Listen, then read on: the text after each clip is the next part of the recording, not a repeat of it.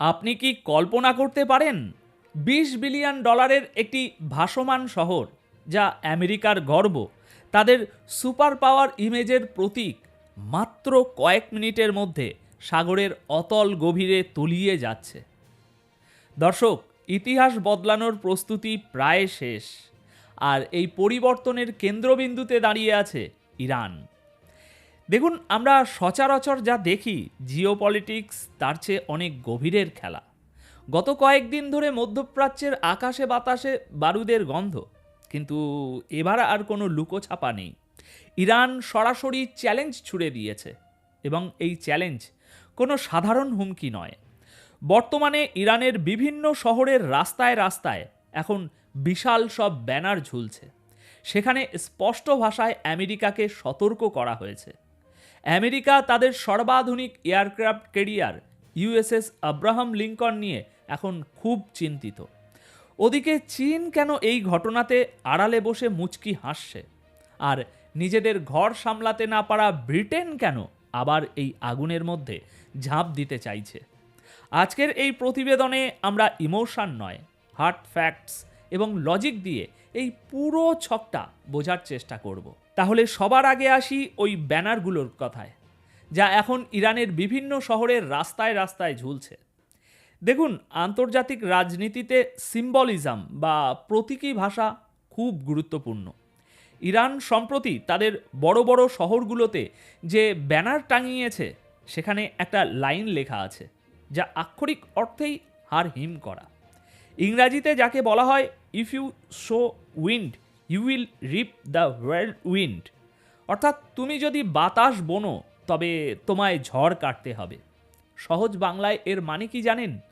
এর মানে হলো, আমেরিকা যদি মধ্যপ্রাচ্যের সামান্যতম উস্কানি বা প্রবলেম ক্রিয়েট করার চেষ্টা করে, তবে তারা রিটার্ন হিসাবে এমন এক ধ্বংসযজ্ঞ বা বিপর্যয় দেখবে, যা তারা কল্পনাও করেনি।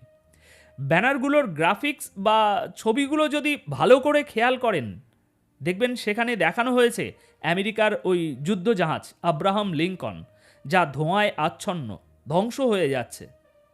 এটা কোনো সাধারণ গ্রাফিক্স নয়, এটা ইরানের ইন্টেনশন বা অভিপ্রায়। ইরান বুঝিয়ে দিচ্ছে তাদের টার্গেট এবার কোনো ওই ছোটোখাটো ড্রোন বা ঘাঁটি নয়।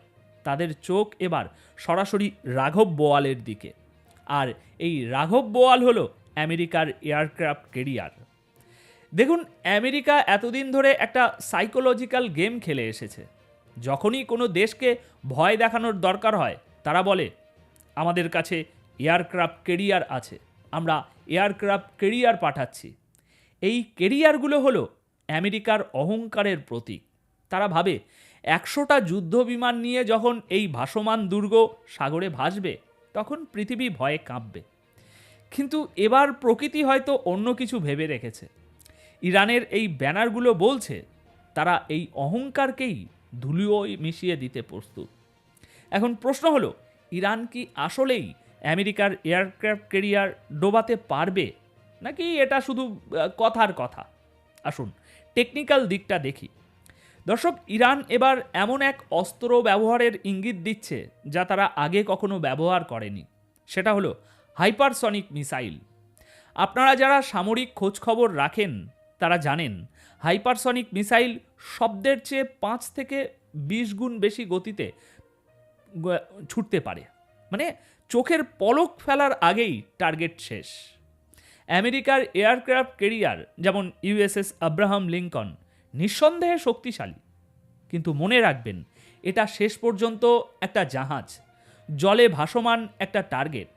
আমেরিকা যতই দাবি করুক তাদের ডিফেন্স সিস্টেম শক্তিশালী, তবে হাইপারসনিক মিসাইলের গতির কাছে বর্তমানের অনেক ডিফেন্স সিস্টেমই অকার্যকর।